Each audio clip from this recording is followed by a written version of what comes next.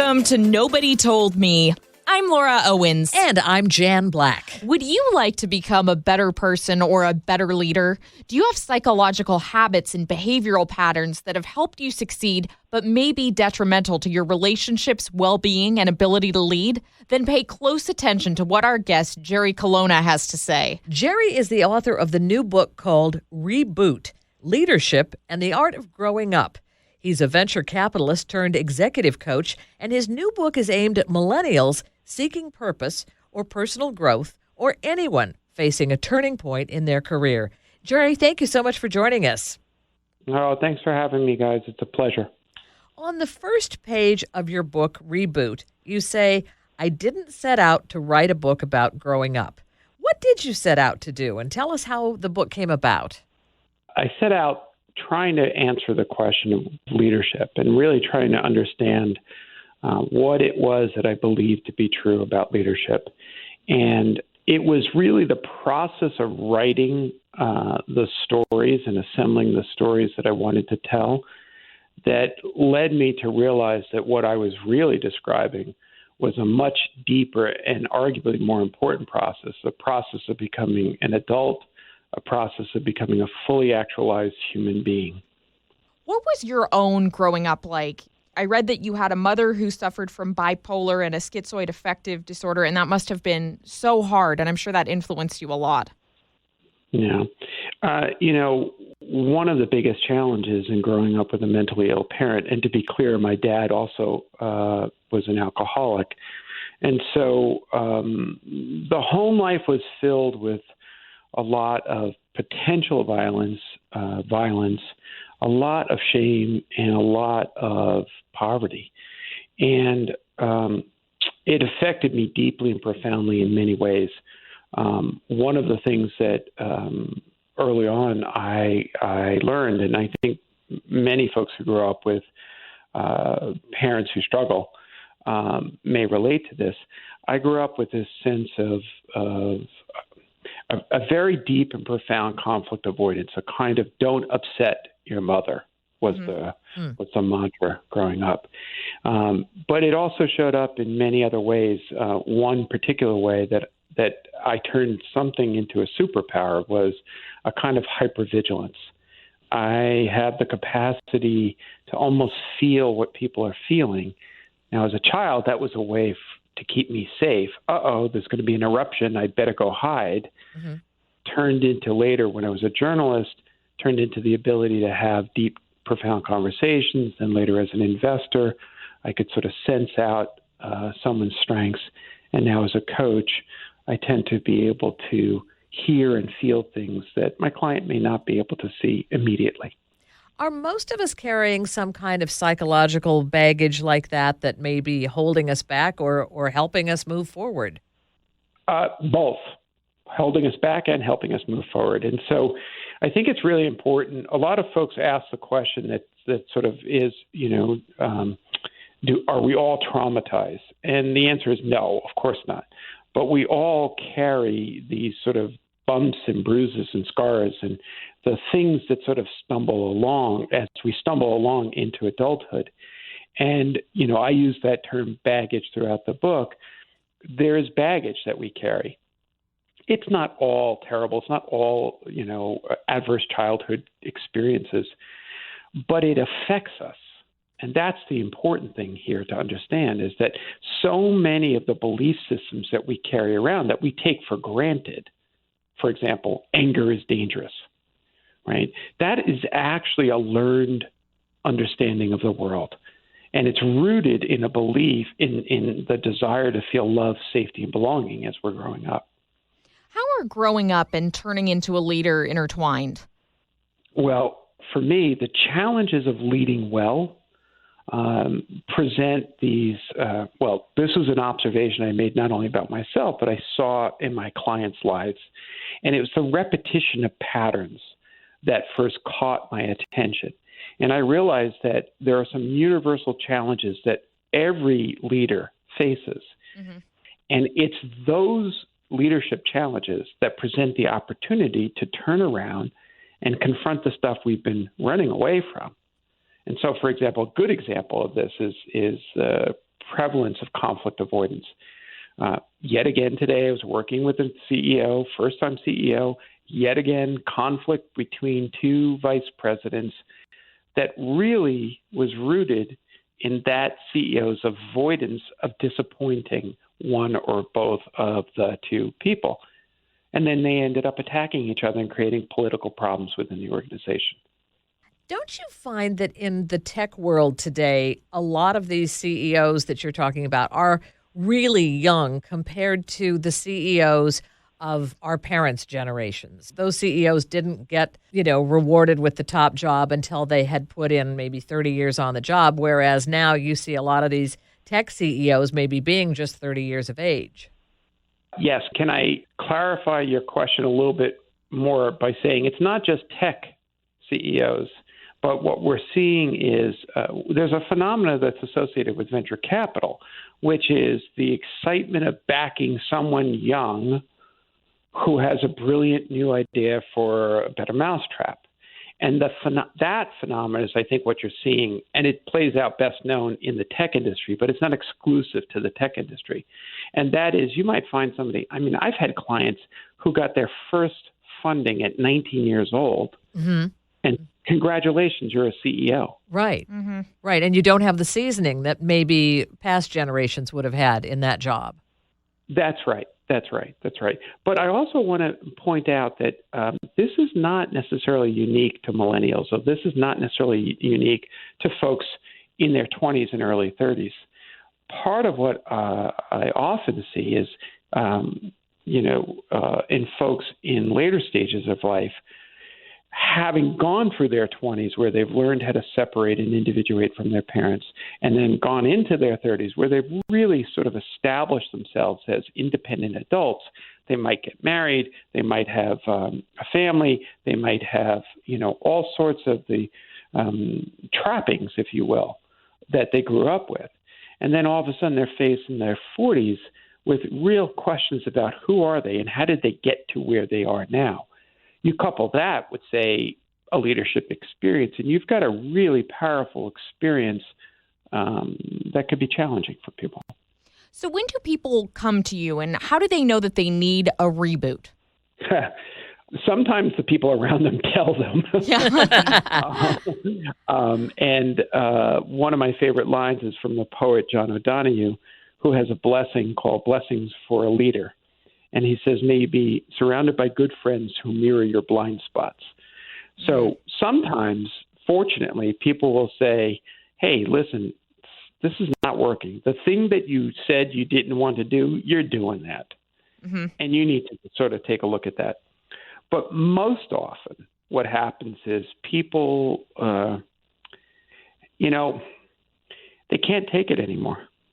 And what I mean by that is in a lot of first-time calls, and I've been doing this for a long, long time, and I've seen this over and over again, a lot of the first-time calls that I'll have with someone, I'll say, I get it. You're waking up at 2 o'clock in the morning, and you can't go back to sleep, and you're spinning, and you're ruminating about what you did the day before, and you're anxious about the next day, and it just compounds, and then you're lonely, and you feel like it's all on your shoulders, and why can't the team make any decision?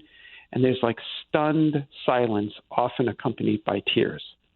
And then they say tentatively, how did you know? As if I read their mind. And I say, because you're all feeling this. Yeah, right. What we all feel. This is not unique to you. Yeah. That's right.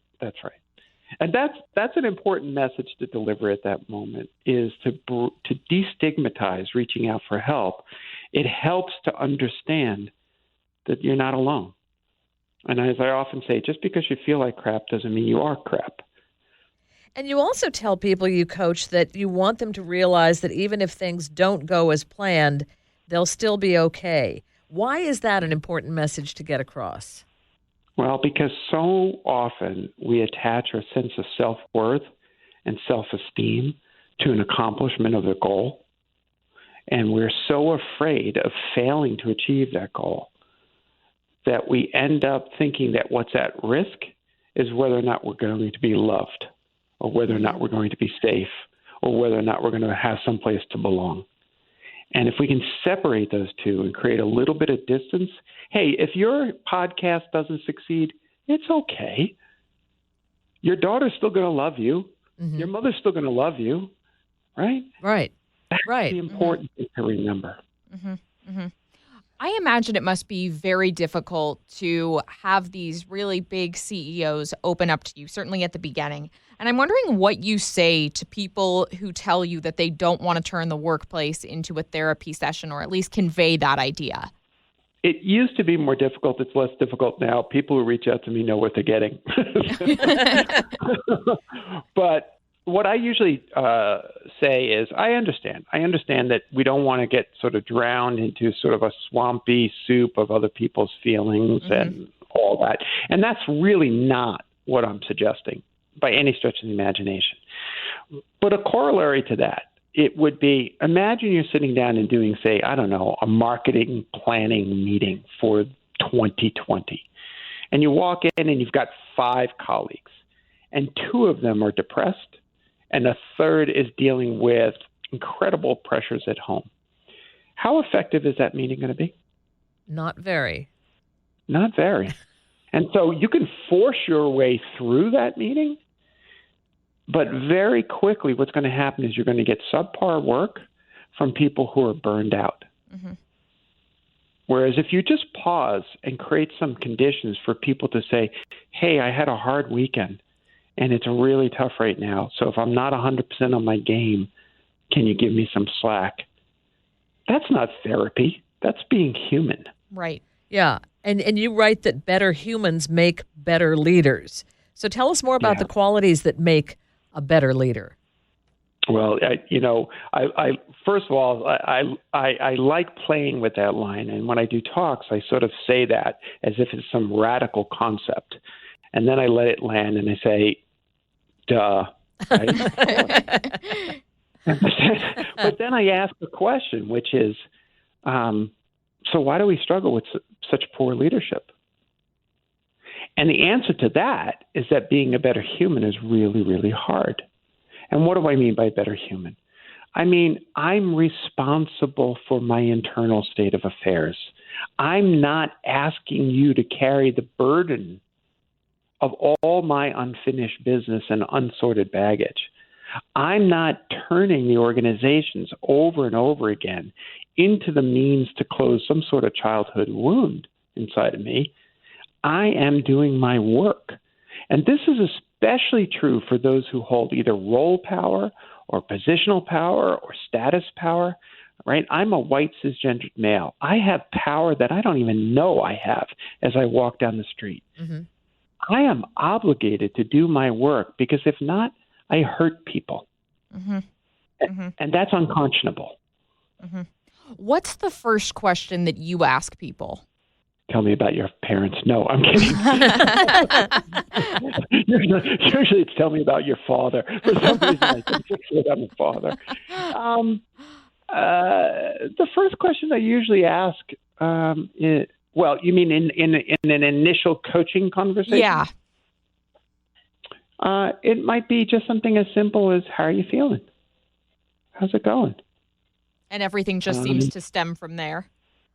Yeah, because, I have this funny reputation of making people cry. Wired did this article with the headline, "This man makes founders cry." Mm-hmm.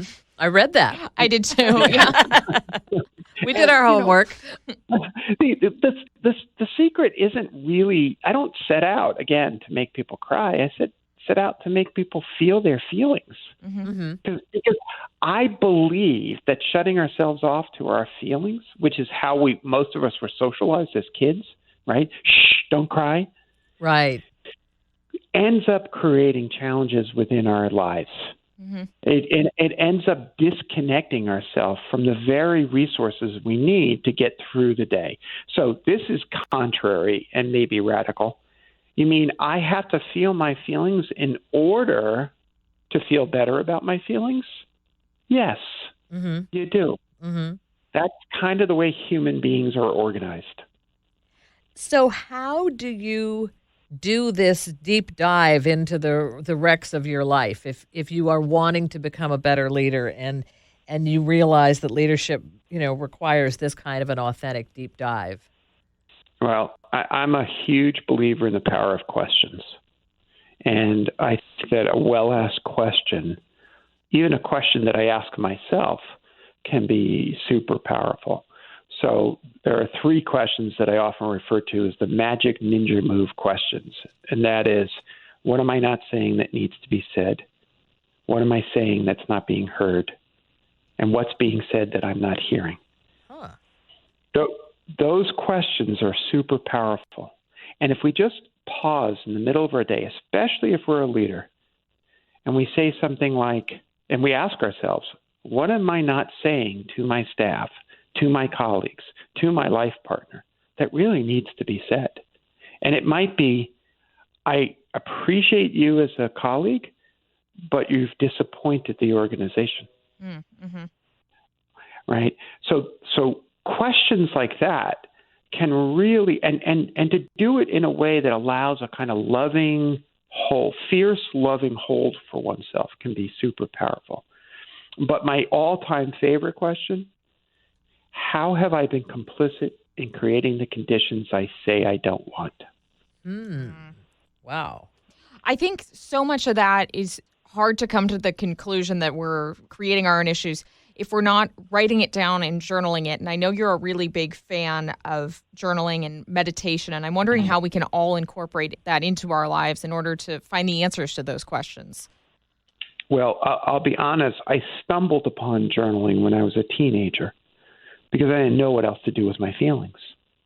And because of the difficulty that I grew up with, having that capacity to take a step back. Only later, when I learned meditation, or when I became more of an adult, did I come to understand that what I was doing was creating an emotional distance between the really hot, uncomfortable feelings that I was having and my more adult part of my brain, to be able to sort of assess the situation and say, okay, what's going on?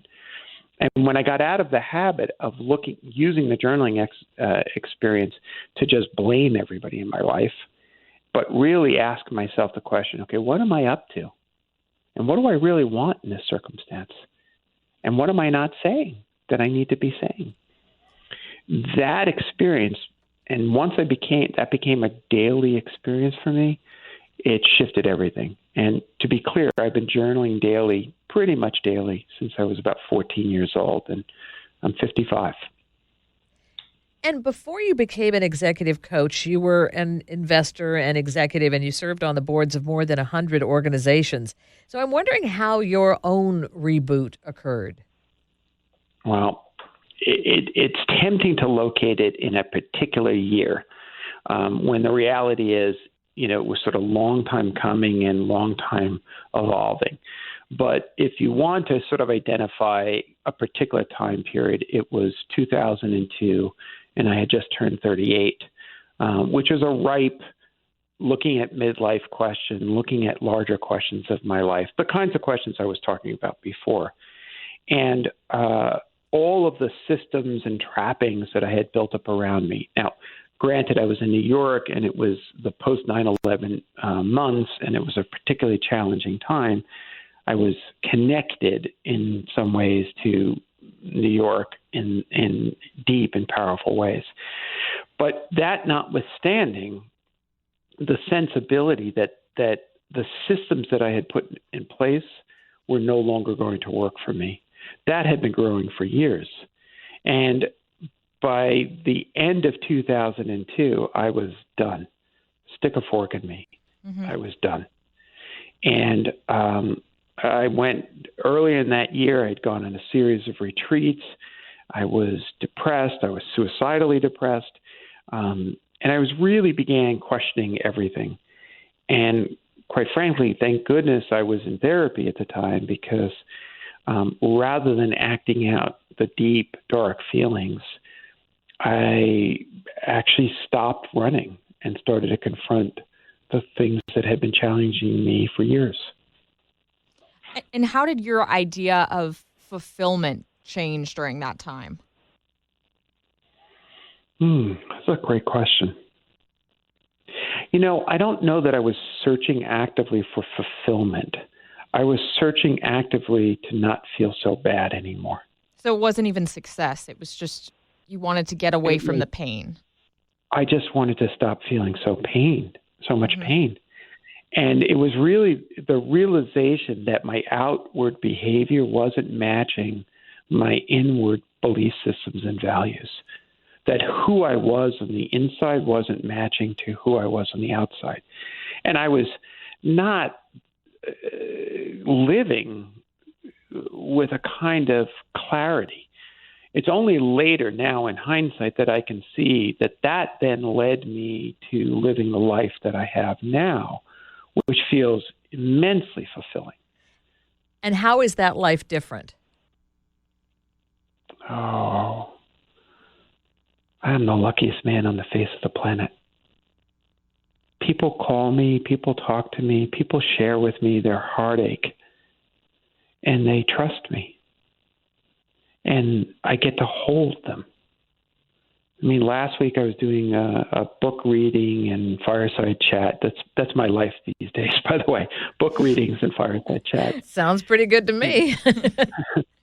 And a woman stood up, and it was near the end of the talk, and she was the last person to ask a question. And she asked me just a poignant, really powerful question.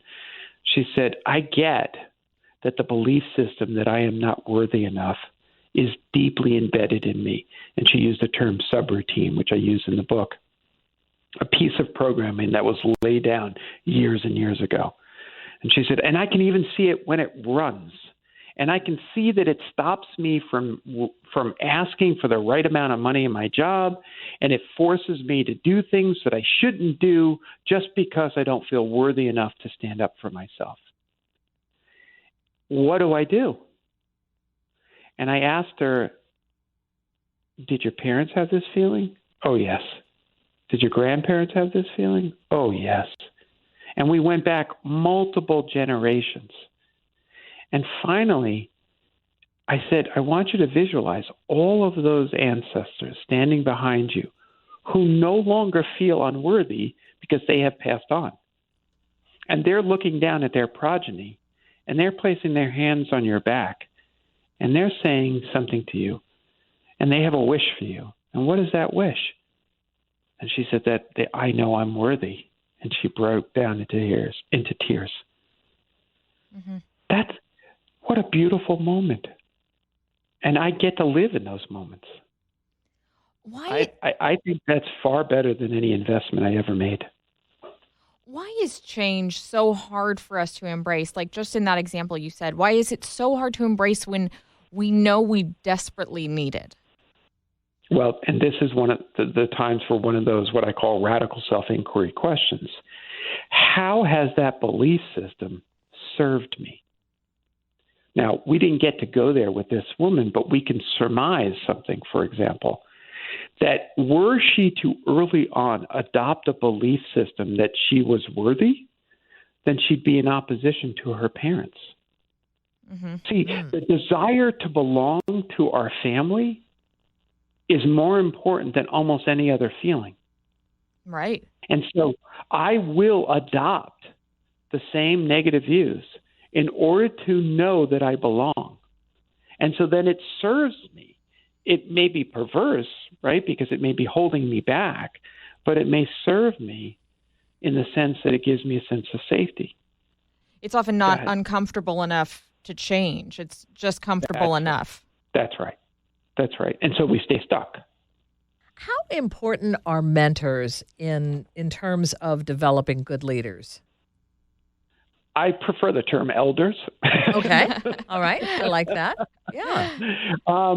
Because part of what's going on for me is I am embracing the fact that I'm becoming older. Mm-hmm. And I think that that's one of the things that we have to do in our society is say, we need elders. And if we expand your question and say, what have wisdom traditions taught us over the millennia? What have societies across continents taught us? Well, that there's a place for elders. And one of the things that elders do is they pass on leadership techniques.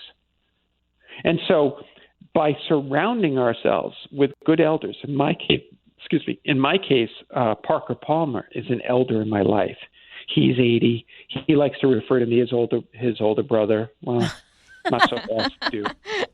Right? But what he did for me was he modeled what it meant to lead from within, to lead from a place of internal authenticity and coherence, so that as I then reach out into the world, I'm less likely to do damage to the people around me. Mm-hmm. Our show is called Nobody Told Me, and we always ask our guests, what is your nobody told me lesson? And I feel like your book is filled with them, but maybe you could narrow it down to one. What do you wish someone had told you about leadership before you became a coach that maybe would have saved you from some tough lessons that you had to go through yourself? Can I give you two? Yes. Please. Nobody told me that everybody doubts themselves.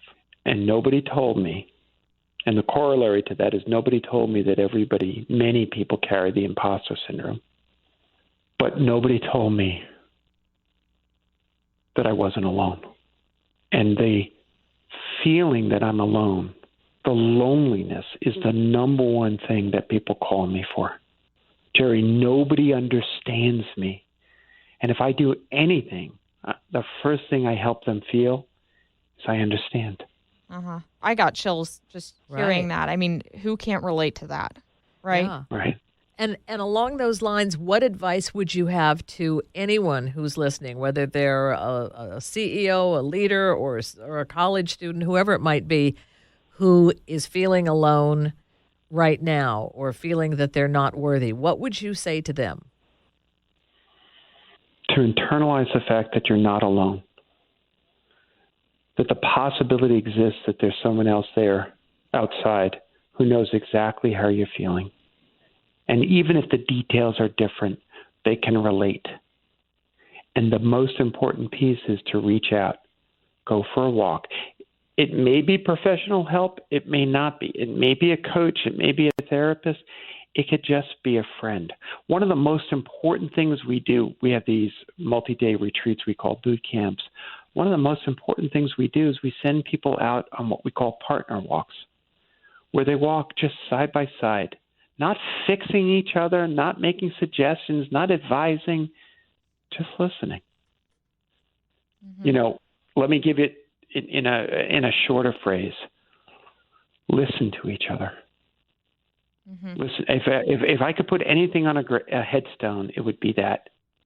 For God's sake, listen to each other. And it's so simple, but I mean, could you get more true and important advice? That's right. And Jerry, how can people connect with you and learn about the book? The best way to connect is actually through the book's website, which is rebootbyjerry.com. Rebootbyjerry.com. So 3 words mashed together.com. And there's articles and links to the Reboot.io website, which is the company website, and all sorts of contact information on that site. Thank you, Jerry, so much for talking with us. This has just been so enlightening and wonderful. I feel calmer after this interview. I do too. I feel a sense of peace. So thank you. I feel like that was therapy for us. It's like a phone massage. I'll send you a bill. Jerry, thank you again so much. Thank you, and thank you for having me on. It was really a delight. Our thanks to Jerry Colonna. Again, his book is called Reboot, Leadership and the Art of Growing Up. I'm Jan Black. And I'm Laura Owens. You're listening to Nobody Told Me. Thank you so much for joining us.